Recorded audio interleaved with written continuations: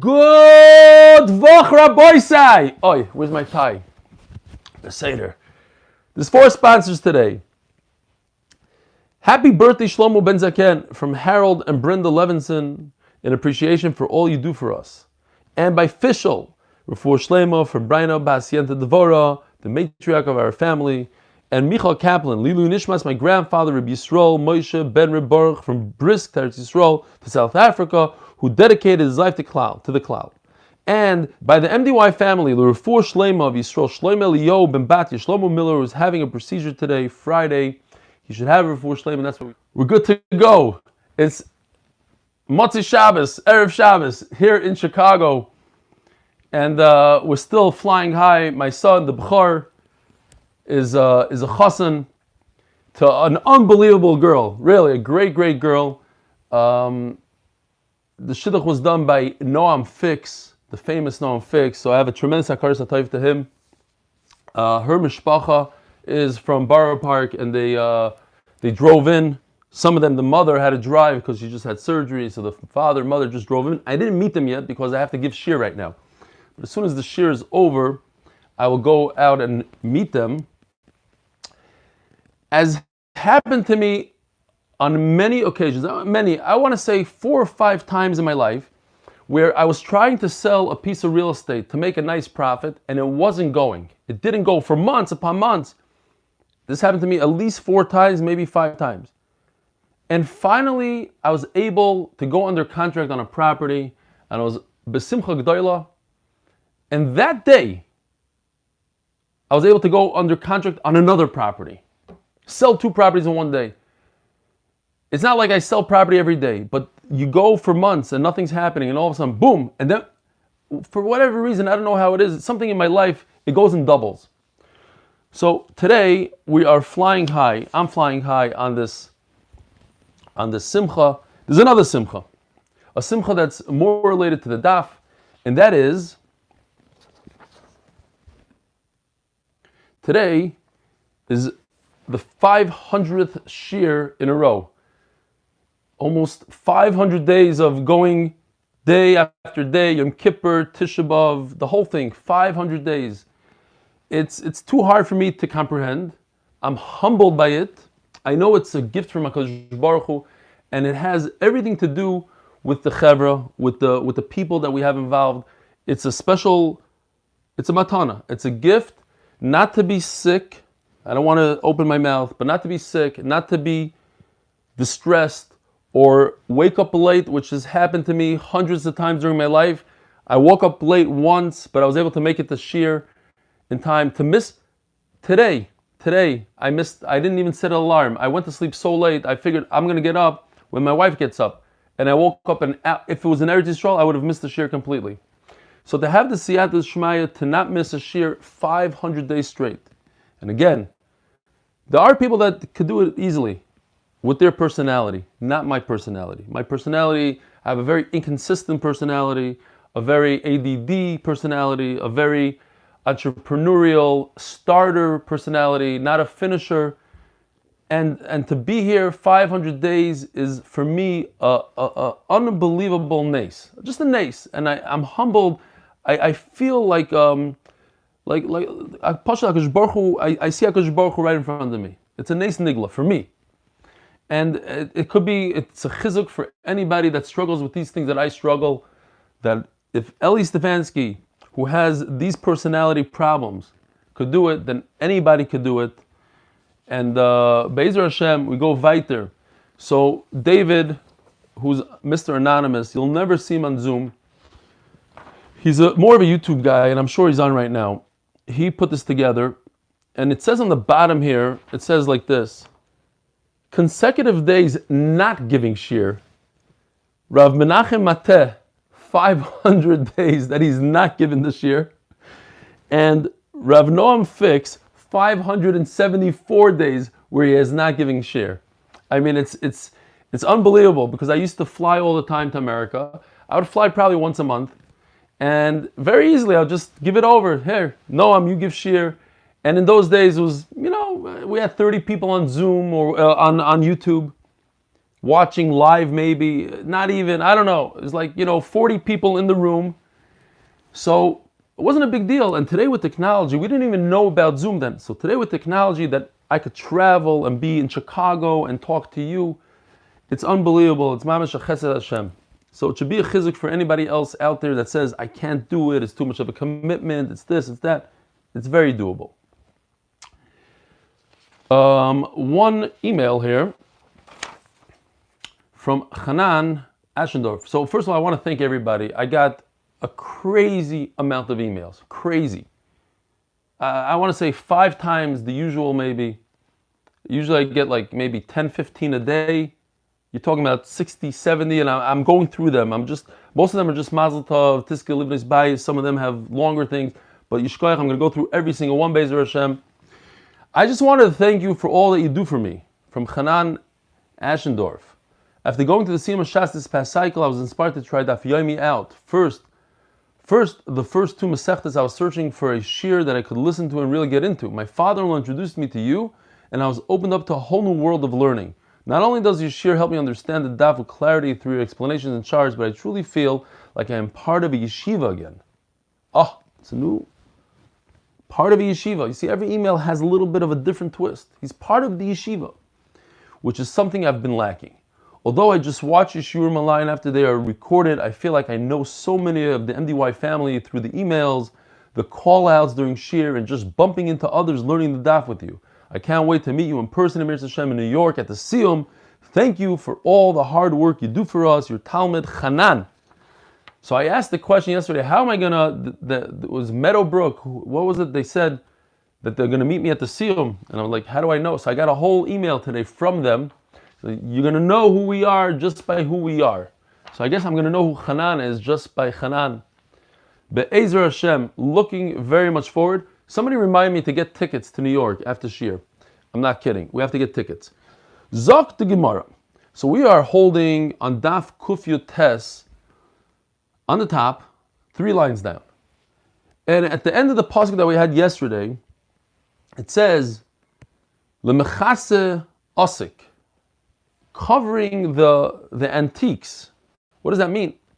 My Lemechase Osik, Zeh hamachase dvorim shekiso atik yomen. Atik yomen is the one before days even happened. In other words, we're talking about HaKadosh Baruch Hu, ancient days. HaKadosh Baruch Hu, the one who covers the things that HaKadosh Baruch Hu covered. Umay ninu sisri Torah. There are hidden parts of the Torah that HaKadosh Baruch Hu doesn't want revealed, or He does want revealed. The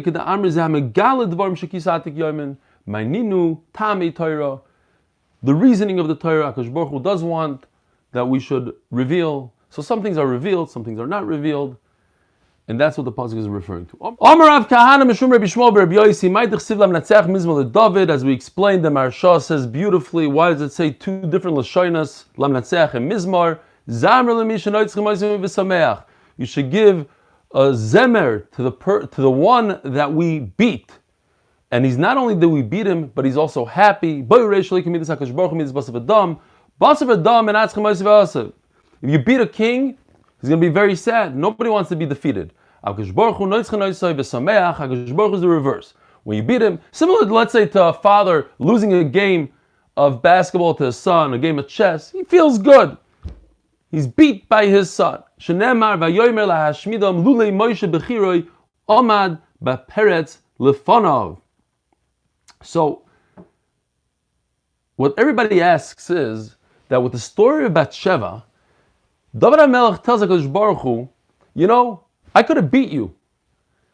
Because HaKadosh Baruch Hu said, David HaMelech said that he could be oimen in all nisyonos. And HaKadosh Baruch Hu said, okay, let me give you an nisyon. And David HaMelech failed with Bathsheba. So David HaMelech tells HaKadosh Baruch Hu, I really could have beat you. I could have not failed if I wanted to, but I didn't want people to say that I beat HaKadosh Baruch Hu. But if it's true that HaKadosh Baruch Hu was happy when we beat him, so what was David HaMelech saying? So this is different answers. Ayin Sham, maybe that's Gufa, what David HaMelech was Nichshal in, different answers. Omer Av Kahana Meshum B'Shmuel B'Reb Yosi. Omer Rabbi Shimon ben Lakish b'shur Rabbi Yehuda Nesiya. My dichsiv. V'idei Adam mitachas kanfeim. We're holding like 7 lines from where it becomes wide. V'idei Adam mitachas kanfeim.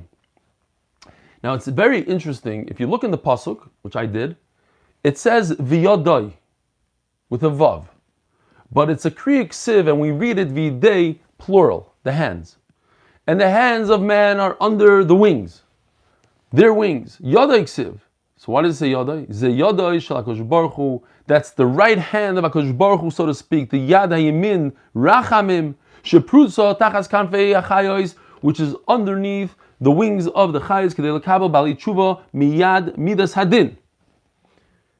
Because Baruch Hu is there to catch them if they do tshuva, which is interesting because tshuva is before the world even existed. HaKadosh Baruch Hu created tshuva. So why does he have to institute another thing of tshuva? Okay, ayin sham. Amar Rav Yehuda Amar Shmuel.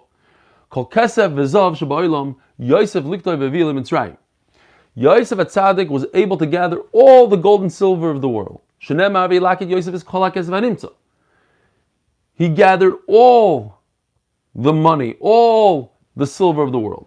Eli Elo sheberetz Mitzrayim, sheberetz Canaan. Maybe it's only those 2 nations, Mitzrayim and Canaan. B'shar Rotz is been 9. How do you know it's the entire world?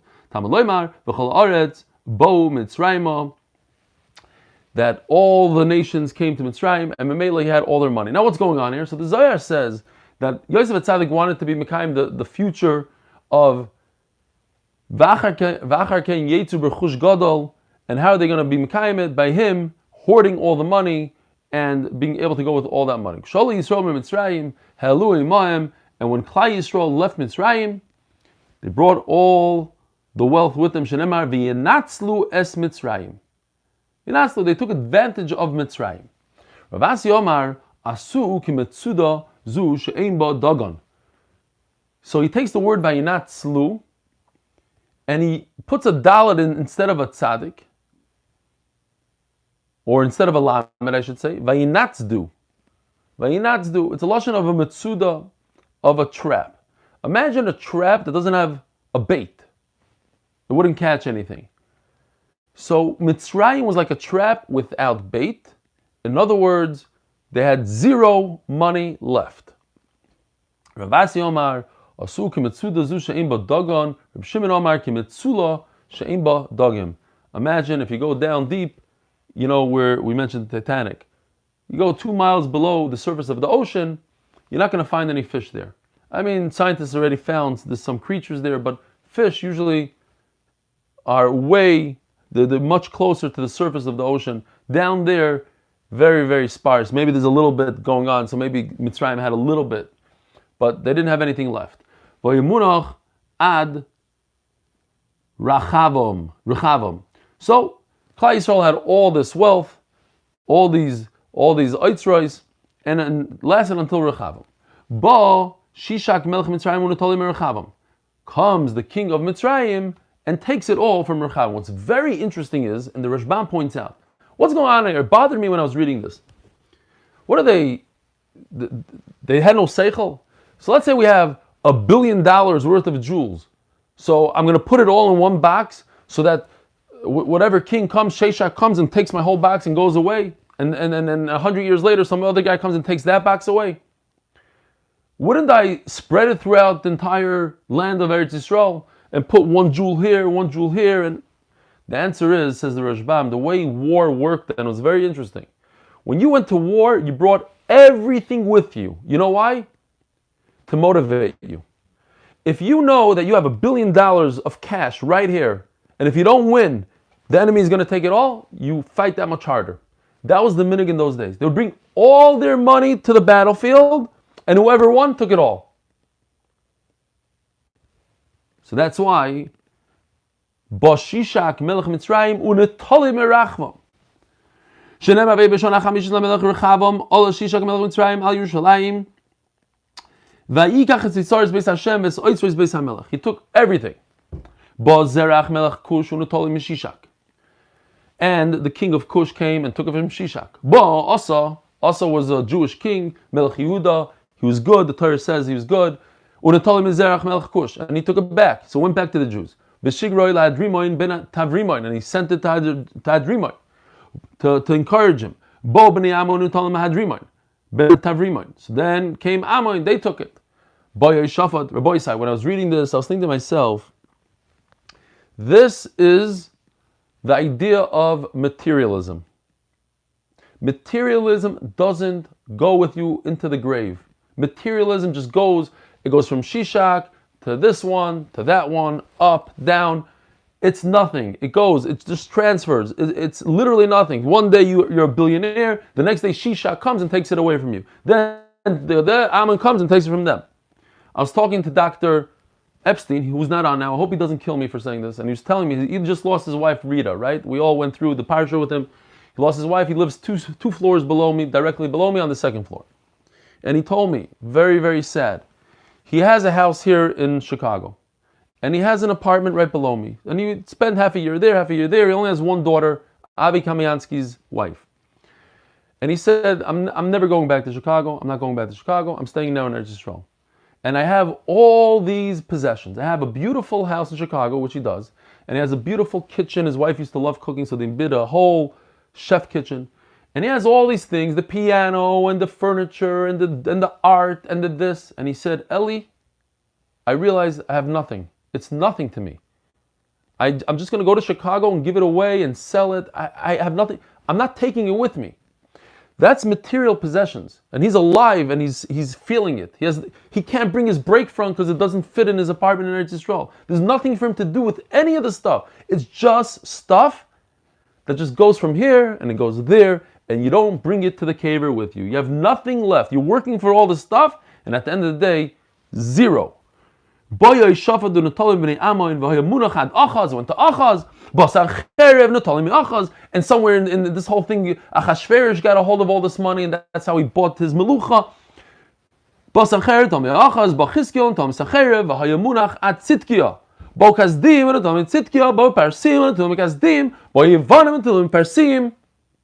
Unreal. The Romans came, and finally, where is it? You should know it's in the Vatican somewhere, it's underground. That's where all these possessions, these materialistic possessions are. Lamaisa, nobody benefited from it, nobody did anything with it, and that's it. The Ben Yoyada says that you take all the money that came into Mitzrayim and you divide it in three ways. Money that was gained by Oved Avodah Zarah. And what else does he say? Money that was just from Gezel, from stealing, which is less of a madrega of Avodah Zarah. And finally, money that was gained properly, betzitkus, from the tzadiki u'misayla. And Yosef Tzaddik went and he put all the money in three categories. He saw Baruch HaKodesh. This is treif chazer. This is Avodah Zarah money. This is Gezel money. This is good money. This is kosher money. And based on that, the Ben Yoyada says, that's why it says, Achas nizgala leKorach. Korach got one. Guess which one he got? The one that went with Korach into the ground and nothing remained. Va'achas nizgala l'Antoninus ben Asvirus. This is the famous Antoninus who was best friends with Rebbe, Rabbeinu HaKadosh, the author of the Mishnah.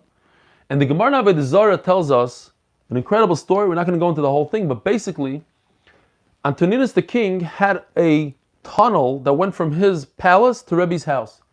And every day, he would take two guards with him, and as he reached Rebbe's house, he'd go outside, shecht one, leave him there, and but he needed somebody to bring him back home. So when he got back home, he would kill the second one.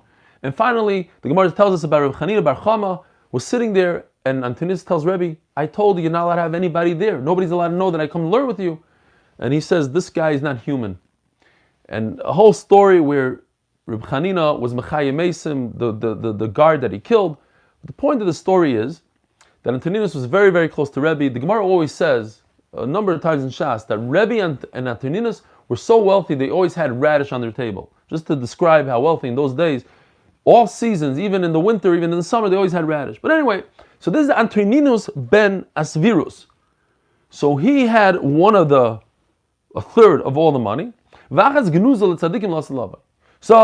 Korach got the Avodah Zarah money. What happened to the Avodah Zarah money? It went into the ground with Korach.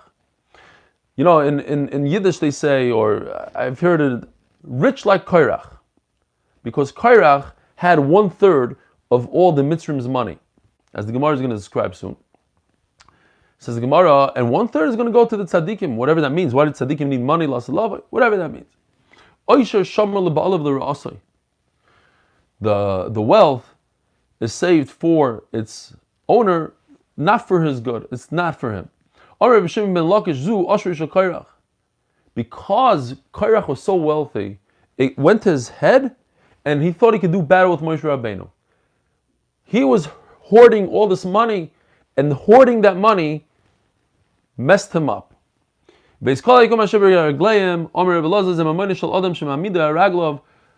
money of a person lifts him up. Korach had so much money that it was 300 white donkeys. Just the keys, not the wealth of Korach. The keys to get into the safes weighed 300 donkeys. Now we know, and the Rashbam points out, all through Shas, 300 is a lashon of exaggeration. Sometimes the Gemara uses 400, sometimes it's 300. It means he had many, many keys to his vaults that had all this money. V'kulu aklide uklipe de gilda, just to say how much it was all in leather, it wasn't even metal. That's how light it was. And nevertheless, it still took up 300 donkeys. The Yash, Adish, Kshdach, Mudach, Siman. These are the names of the people we're going to be talking about. It's amazing. I know I'm not going to be able to do this, but if somebody has the strength to put it in the Siddur, when we read Hallel next week, when Mashiach comes, we're definitely going to have to read it. Look at these psukim. Oitcha ki anisani. So the story of David HaMelech, the famous story, David HaMelech is the typical classic case of tachtoinim lemalo elyonim lemato, that nobody believed that David HaMelech, the lowly David HaMelech, the shepherd, the loser, so to speak, of all the brothers, he's going to be the Melech. So when Shmuel Hanavi came to Yishai, and think about who Yishai was. Yishai was one of the only people that never sinned. And he told Yishai, your son is going to be the king of klal Yisrael, and he brings out 7 out of the 8, and he says, these guys, no, none of these. What? That guy, David? He couldn't believe it. Nobody could believe it. So, Oitcha ki anisani, I want to praise you, HaKadosh Baruch Hu, because you answered me. I was the shvacha one. I was the loser, so to speak. And HaKadosh Baruch Hu answered me, not my choshev brothers, the Gdolei Adar, but me. Omar David, that David HaMelech himself said. Even Moasu Haboinim, the stone that was despised by the builders. In other words, the stone, David HaMelech, who was despised by his brothers. Who said that pasuk? Even Moasu Haboinim Hoysel Reish Pina. That stone that was despised became the cornerstone. Omar Yishai. That Yishai said about his son David. Me'es Hashem Hoysel Zois. So imagine saying Hallel now with a whole different understanding. You have to say it twice. You have to say it quicker. Now it's a whole different understanding. This pasuk David HaMelech said. This pasuk Yishai said. This pasuk the brother said. This pasuk Shmuel said. They're all part of the story. They're all standing there, and they cannot believe their eyes that David HaMelech, the redhead David HaMelech, the short one, the shvacha one, king of klal Yisrael. Meis Hashem Zois. This must be from HaKadosh Baruch Hu himself. This doesn't make any sense. Omru Echav, the brother said. Zeh hayoim osa Hashem Omer Shmuel. This was a nevuah by Shmuel that in the future you're going to see that David HaMelech is going to be the king, that everybody's going to be so happy with him. I was thinking like on one of the questions they ask on Meaningful People, and Be'ezer Hashem, they're going to ask me, like, if you only had an hour to meet anybody from the past, who would it be? It's a great question. I like to ask my guests this question. Who would it be? I got the weirdest, somebody even said Hitler. Okay, forget these things. I'm thinking to myself, probably David HaMelech. For me, David HaMelech. But I have another one I want to say. It's going to be a surprise. But there are many. I mean, it's you can't. Avram Avinu, Moshe Rabbeinu, if you're Lubavitch, the Lubavitch Rebbe, whoever it is. But David HaMelech is one of the most favored. From so many people said David HaMelech, the one that sings HaKadosh Baruch Hu and he composed Tehillim, and he was Tachtoinim Lemahla. He was the low of the low, and he made it all the way to king. And he was near Daf, and Shaul chased him and wanted to kill him, and his own son wanted to kill him. Avshalom, unbelievable story. Ana Hashem. So Shmuel Hanavi is saying on the Asid, this David HaMelech, this young David, Klal Yisrael is going to love him. Ana Hashem Yishiana Amru Echav, that you should save us, HaKadosh Baruch Hu, through David. Ana Hashem Yishiana. It's a whole new meaning to Hallel now. Not that we're saying Ana Hashem Yishiana, but the brothers of David said this pasuk. Ana Hashem Atzlichana. Who said that? Amar David. Please Hashem, now that I am king, make it a success. Baruch haba b'shem Hashem, Amar Yishai. Yishai said Baruch haba to Shmuel Hanavi. He's coming to give a great psura. Birachnuchem Beis Hashem, Amar Shmuel. Eila Hashem, Vayar Lanu. You should make it light. Amru Kulam. They all said together, Isru Chag ba'avosim. Let's make a big party. It's a lashon of avosim is cords, like tied down with the Isru Chag ba'avosim, all the karbanos, the shlamim and the karbanos that we're going to be mizabeach now, and sprinkle the blood on the mizbeach. Amar Shmuel. Keili ata v'ideka. You are our Hashem, and we have to praise you. Amar David. Elokai Aramemeka will lift you up. Amru Kulam. So this is referring to that, as we're going to see on Amud Beis, the David HaMelech got the opportunity to make Zimun, Rabbi Yisai Nevarech. He was the king. You have to give it to the king. So they all answered, Elokai Aramecha, Arameka.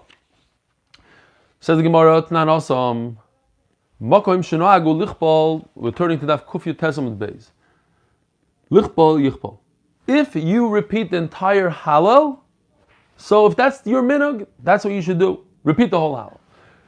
We just turned to Amud Beis, sponsored by Eli Stefansky, the official, what is it called? The host, the official host today on Zoom. Yishkoyach Cheli. Bracha v'atzlacha for all the MDY team in their everyday lives, for all the hard work they do. Sponsored for Refuah shelayma for all Eli Stefansky, especially from our MDY family. Levarech achrov yevarech. That's what we do today. You say a bracha afterwards, hallelujah, and you say the bracha. Hakol k'minhag haMedina. Amar Abaya leishonu el achrov avalafanav mitzvah levarech. To say the bracha before hallel, it's a mitzvah. Amar Rav Yehuda Amar Shmuel. Kol ha-mitzvah is mevarech aleim oiver lasiyasan. It's always a very funny lashon, oiver. It should really say koidem lasiyasan. All mitzvahs, right? For instance, here's a famous one. Well, we all know when you put on tefillin. So before you tie the knot of your tefillin, you put the tefillin on your hand, but before you pull down, you're supposed to make the bracha. Why?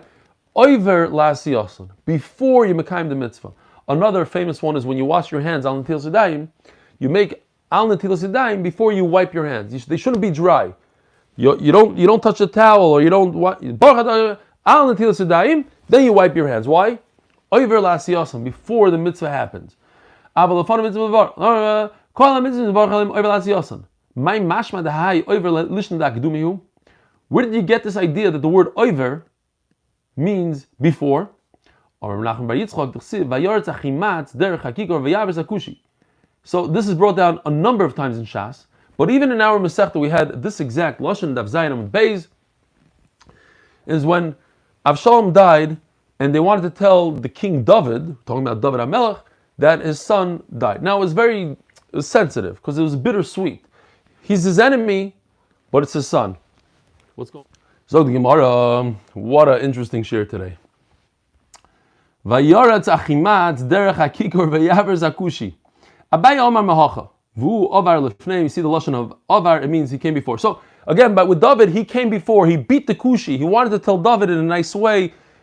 Okay, Iked Amri Ma'acha, V'yaver Malkum Lefneim, V'Hashem Beroisham. Again, a lashon of being first. Tanya, Rebbe Koifel Bod Dvarim. So Rebbe would say the words from Baruch Haba B'Shem Hashem, we say twice. That's what we do today. That's where Rebbe was Koifel. Now why? The Rashbam explains, these are the psukim that David, we just read, David, Shmuel, these are chashav psukim for us. So that's why we say them twice. Rebbe Lezer in Parta Moisev Badvarim, he would add a little bit, my Moisev, Amar Abaya, Moisev Lichbal, Ma'oitcha. And that's what we do today as well. We say, Oitcha Kani Sanet Yeshua twice, Eva Masa Aboinim twice, etc. Dorish Rav Avira, Zimnim Momalim Yishmei Derav, Zimnim Momalim Yishmei Derav Ashi, Maidich Siv. By Yitzchak it says, Vayigdal HaYeled Vayigomal. So, I have a printout. This pasuk, if you see the pasuk, Vayigdal HaYeled. Now, question number one is, we're already talking about this child, Yitzchak. So why does it say Hayeled? Vayigdal. And this word Vayigomal, and he was weaned off, it says all the way at the end, B'yoim hi gomel. So Vayigomal is extra. So for that, the Gemara says, Vayigdal Vayigomal. Vayigomal, also Dagish Boruch Hu lasis suda latzadikim b'yoim sheyigmal chazdoi lezar sheyitzchak. Yigomal, we learn this idea of weaning off, b'yigmal chazdoi lezar sheyitzchak, la'achas ha'oichlin v'shoisim, noisim loy la'avram, ovinu koishel bracha levarach. Very interesting story. La'asilavo Dagish Boruch Hu is going to give the koishel bracha to the greatest person. Avram Avinu, here, go, you do zimun. He says, I cannot. Sheyotza mimeni Yishmael. I have a problem. I have Yishmael. So they say it's a problem with the bris milah, whatever the problem was. Because when you bench, we talk about a bris, an issue over there. But the point is, I had Yishmael, I can't. Okay, fine. I accept. Let's go to the next one in line. How about you, Yitzchak? I can't. Esav. What about you, Yaakov Avinu?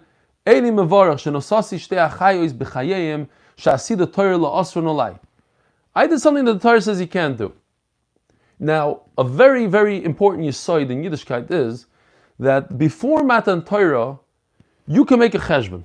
You make a cheshbon. I'm going to do this and this avera because it's better for me to do this avera. It's going to be a kiddush Hashem if I do this avera. But after Matan Torah, there's no cheshbonus anymore. Zero cheshbonus. When a Baruch Hu says you do something, you do it. You don't ask questions and you don't have tirutzim. You don't say, oh, Hashem would like me to do this and this. And no, this is what you do. There's a famous mashal that a king once told one of his main guys. He says, "You're going to go to that country?" Yeah. He says, "Okay, I'll let you go on one condition: that no matter what, it doesn't matter what, you don't take off your coat." So the guy says, "Deal." So the guy goes to the other country, and as soon as he walks in, they say, "Listen, take off your coat." He says, "Absolutely not." He says, "What do you mean not? I'll give you $1,000. No. $100,000. No. $500,000. Meshugana. No.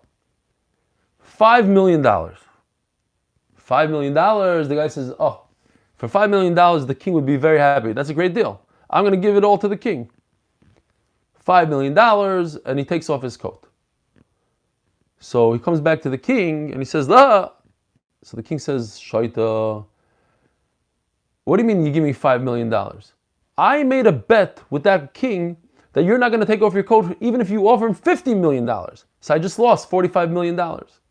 The point is, we don't make cheshbonos. You think you know better, and if I do this and this and that, Hashem would be happy with me. No, Hashem will not be happy with you. There's no cheshbonos. But before Matan Torah, they were allowed to make a cheshbon. Yaakov Avinu made some sort of cheshbon that he has to marry for the shvatim, for whatever reason, he's marrying two sisters. Now they weren't the sisters, they were fine. You had different cheshbonos, but we don't make cheshbonos. Okay, so next in line, Moshe Rabbeinu. I can't, unbelievable. Why? Because I never went into Eretz Yisroel. You bench. I'm not benching. I don't have a son. How come Yeshua didn't have a son? Because he was mevatel pru from klal Yisrael for one night. So he didn't have a son. And how do we know he didn't have a son? Yeshua benun. And there's a pasuk. This is the whole pasuk Rabbi saying. Nun benoi, Yeshua benoi. And that's the end of that. In Divrei Hayamim, when it tells us the generations, it says, so his son was Nun, and Nun's son was Yeshua. And it stops. Why does it stop? You know why? Because Yeshua never had a son. Yeshua had daughters. So Mela, he didn't want to bench. David, and now he finally gets to David. Now David wasn't as great as the ones mentioned before him, but he's next in line. And he said, Toilo Barech, I want you to bench. I'm a king, I'm going to bench. And it makes a lot of sense for me to bench. Shenemar kois Yeshuois esa uveshem Hashem ekro. I'm going to lift up the cup and I'm going to call out in Hashem's name. And he benched. Says the Mishnah, Ein maftirin achara pesach avikoymen. So we're very, very familiar with this line. What does it mean? You cannot be maftir. Once you have the Korban Pesach, once you eat the Korban Pesach, Be'ezer Hashem next week, we're going to have the Korban Pesach. Once you have the Korban Pesach, there's nothing after the Korban Pesach. There's no maftir. Now what does it mean? There should be an afikoymen after the Pesach. My afikoymen.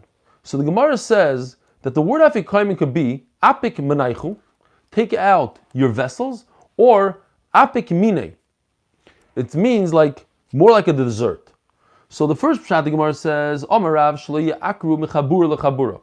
Don't move your stuff. In other words, don't eat after you're finished eating the Korban Pesach. At the end of the meal, you're not supposed to eat anything else in somebody else's house. You don't go to your friend's house and sit down and have a bunch of candy, whatever it is.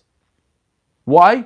Because since we're talking about, according to Rabbi Yehuda, that you're not allowed to eat the Korban Pesach in two different places. So we're concerned that if you go to your friend's house and he's going to give you some dessert or whatever, not dessert, I don't want to say the word dessert, not to be confused. He's going to give you a piece of steak, and then you're going to eat more Korban Pesach by him, and you're not supposed to eat Korban Pesach in two different places. And this is what we're familiar with. Dessert, literally dessert. You shouldn't have dessert after you eat the Korban Pesach. Kegoin, or LeIluy, like mushrooms that I like to eat as dessert. Because Abba. Who's Abba? Abba is Rav. Sometimes he's called Abba Aricha, the tall Abba. But the point is, his name, it was a lashon kavod, like the Rashbam says, like you call Rebbe Rabbeinu. So you call, in Bavel they called him Abba. Abba. It was a lashon of kavod. But anyways, Abba or Rav would eat small chicks, a little bird, as his dessert. And this is what we do, sort of like real dessert, dates, some pitzuchim, kloyos, ve'egoizim. Okay, Tanya Kavaseder Rabbi Yochanan. That what? The idea is that you shouldn't have any flavor on your tongue other than the Korban Pesach. That should be the last flavor in your mouth. And by you putting in dessert, you take some ice cream, you're washing away the flavor of the Korban Pesach, and that's the problem. They're not arguing, they're just saying he used to eat mushrooms, he used to eat a bird, and they used to eat klois ve'egoizim, but here you have a brayz that says mefurish klois ve'egoizim. Amar Rav Yehuda Mishmuel, ein maftirin achar matzah afikoyman. So nowadays, last year, not this year of course, because this year we're going to have the Korban Pesach, but last year when we didn't have a Korban Pesach, what do we do instead of Korban Pesach? We ate matzah. So you're not allowed to eat after the matzah. So it's a little confusing because the matzah that we eat at the end we call afikoyman. And you're not supposed to have afikoyman after afikoyman. You understand what's going on here? The point is, you're not allowed to have dessert. Call it whatever you want. You want to call it afikoyman, great. We call the final matzah, we call afikoyman, so it's confusing. Because you can't have afikoyman after you have afikoyman. The point is that once you have the matzah, the final matzah, the seder, you cannot have anything else afterwards. Now what's very interesting, is that both Rashi and the Rashbam right here on the spot, if you look 7 lines from the bottom, Rashi says, let's see it inside. 7 lines from the bottom. You must eat matzah when the meal is over. This is in commemoration of the matzah that they used to eat together with the Korban Pesach. Together, a sandwich. Says the Rashbam. You hear what's going on here? there's a chayva. There's a chiyuv to eat the matzah at the end of the Seder. This is mind-boggling. This nobody would realize. What's the mitzvah of matzah at the Seder? When we say Asher Kishem says v'tzivanu al achilas matzah, right? Wrong. The Rashbam says that is not the mitzvah. That's not the chayva when we eat the matzah in the beginning of the Seder. The mitzvah of matzah, according to Rashbam and Rashi, is the mitzvah of achilas matzah at the end of the Seder. Go weiter. So you're going to ask a question. But you just said al achilas matzah. You said it 2 hours ago. Isn't that the mitzvah then? No. Then there's no mitzvah. We had a very similar thing by Marar that you make a bracha on karpas. You make all the brachas then in the beginning on the potato, and only afterwards you eat the Marar. How are you gonna? And the Gemara asked over there, if you stuffed your face with potatoes, how are you gonna use that same bracha for the Marar? You make the bracha in the beginning, and so the same thing.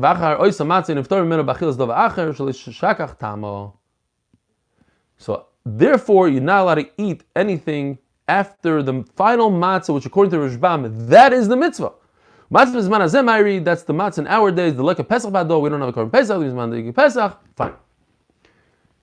Bottom line is that the halacha, it says, the Maril, I think, says, the Shulchan Aruch brings down that you should eat 2 kizeisim on Leil Seder all the way at the end. 1 zecher for korban pesach and 1 for the chiyuv of matzah. Interesting. So we got to remember these things. I don't know if I ever knew that, according to a lot of Rishonim, well, not everybody agrees to the Rashi and Rashbam. You have the Rosh and the Ran and the Ramban that say no, like we kind of think that the beginning of the matzah we say l'shem achilas matzah, and we say such kavana, that's where the mitzvah is. Okay, but just remember, there's some Rishonim that say that's not the mitzvah. That's when we say the bracha for it, but that bracha has to last all the way to the end of the Seder. When we eat all the way at the end, that's when you mekayim the mitzvah, the oraisa, according to Rashi and the Rashbam. Says the Gemara, not. After Achar Pesach Avikoimon, Achar Pesach Hud LeIluy, you're not allowed to eat anything after the korban Pesach in the time that there was a korban Pesach. Aval Achar Matzah Maftir, and it seems like it's only a problem when you eat a korban Pesach. But after you eat matzah, you're allowed to eat dessert. By the way, Stam Halacha L'Maisa. Again, don't pass him based on anything that I say, but this is what I saw in the Mishnah Berurah, so I'll say it, I'll quote it. Bizman Hazeh. Once you're done eating the afikoyim, which we call afikoyim, the final matzah, and you might have in mind that's l'shem mitzvah, great. What do? According to the Mishnah Berurah, you shouldn't drink anything. No Coke, no anything. Only water. That's it. So that you have the flavor of the matzah in your mouth. Certainly no ice cream after the afikoyim.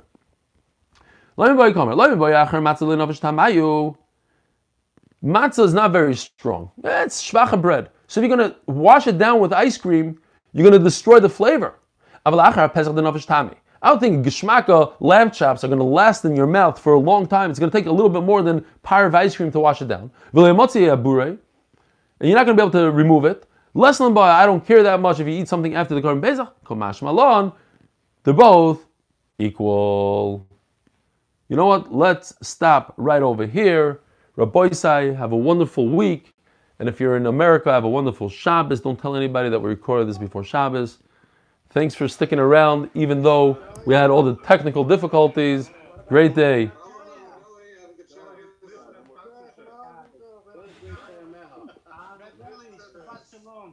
Shkoyach, thank you. Good Shabbos. Shabbat Shalom.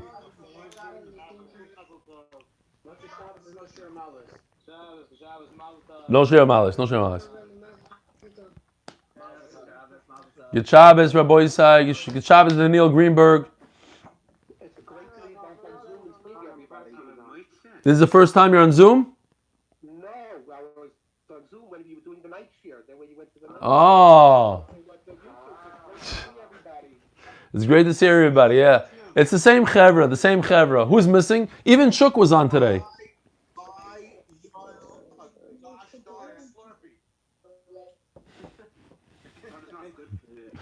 You don't want to get involved. Once you get involved, once you buy one Slurpee, it's every it's Nayvayim.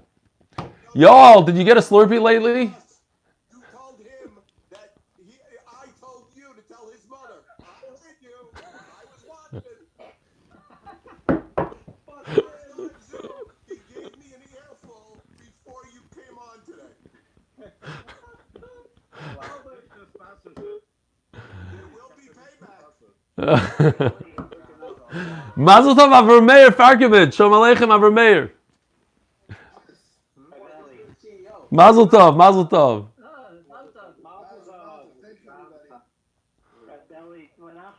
Gave shear in the afternoon in the summer.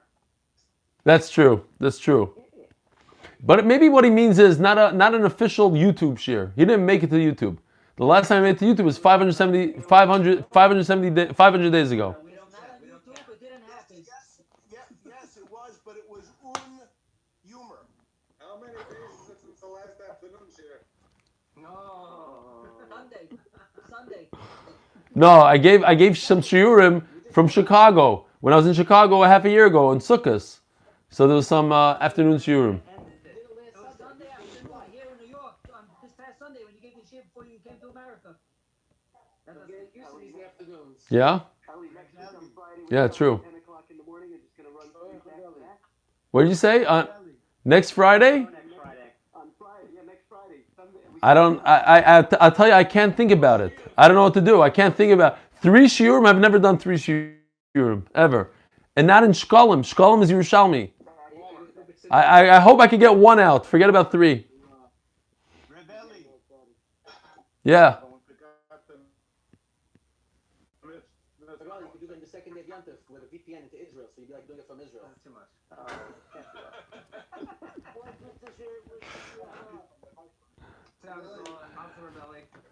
Dovi, Shalom Aleichem, Dovi. I don't recognize you. How you doing? Where are you from? Jackson. Oh, Eli Trapper. Here you have a chaver from Jackson. You know this guy? You know Dovi? Do you know Eli Trapper, Dovi? Come do it. Hi, Yo, how are you? I want to see You're the new guy? You're the new guy related to Yoel Bergman?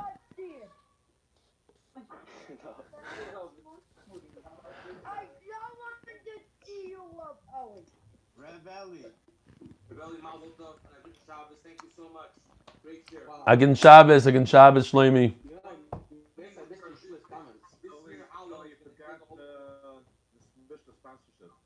I missed the sponsorship?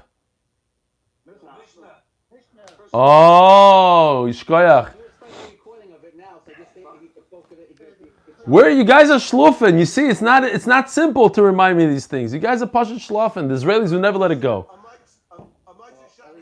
Without a tie doesn't work. It's happened before. Yehuda Shuk, Shalom Aleichem, I miss you. You're gonna have to redo it. I missed the afternoon share. How you doing? You're still around. It's unbelievable. I want to buy your Slurpee. You want to buy one? Yeah, I want to buy one. No, so go buy him one. What are you waiting for? I'm in New Jersey. He's in Chicago. Listen. It's not the money. It's the going to the store. You don't want to, Yaakov, you don't want to get yourself into trouble here. There are guys here that send them Slurpees with Uber Eats. It costs $11. $1 for the Slurpee, $10 for the Uber. I don't think you want to...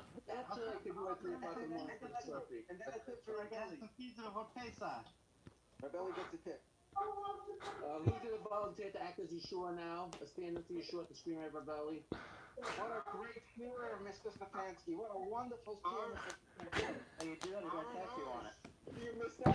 Yeah, no, you missed it. Like Rabbi Yisrael Shalitsky, so if it was so great, what did you hear from the shir? What? Yeah. No. You're supposed to answer now like Yeshua. Pretend you're Yeshua. So Yeshua, so what did you get from the shir? Put the camera in your ear.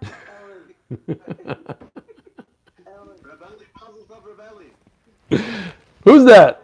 Rabbi, that's Reb Zalman? Who's that? Avrumi, I saw your email. Shkoyach for the email. Beautiful, Reb Avrumi.